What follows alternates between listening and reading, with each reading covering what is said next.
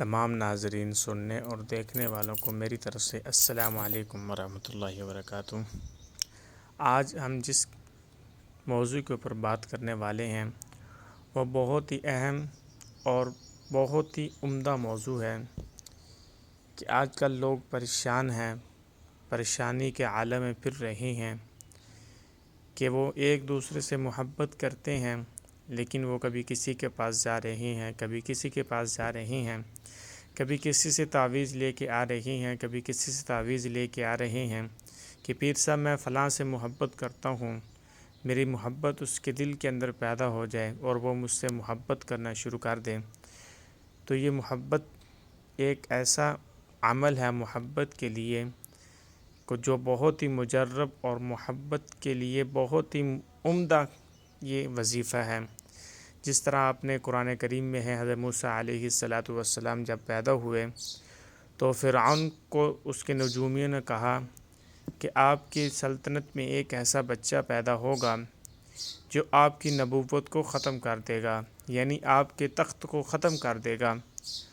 تو موسیٰ علیہ فرعون نے حکم دیا کہ اب جو بچہ پیدا ہوگا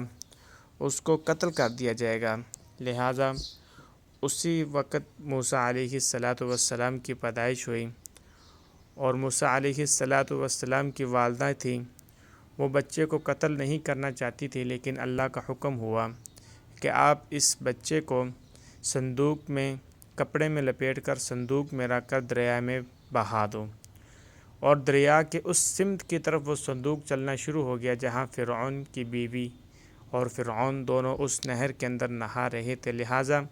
قصہ تو بہت لمبا ہے، میں مختصر کرتے ہوئے اپنے ٹاپک کی طرف آتا ہوں کہ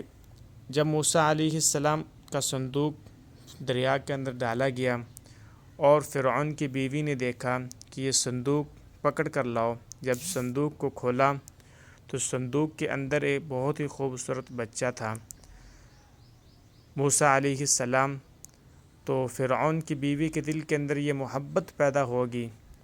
کہ کاش کہ ہم بھی اس بچے کو پالتے ہیں۔ فرعون کو راضی کیا، فرعون بھی مان گیا،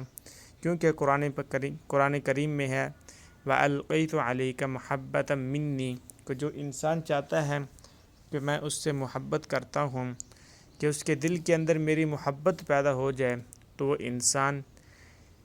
عشاء کی نماز سے پہلے اور مغرب کی نماز کے بعد اس آیت کو سورۃ طٰہٰ 16واں پارہ ہے، سورۃ طٰہٰ کا دوسرا رکوع ہے، اس کے اندر یہ آیت ہے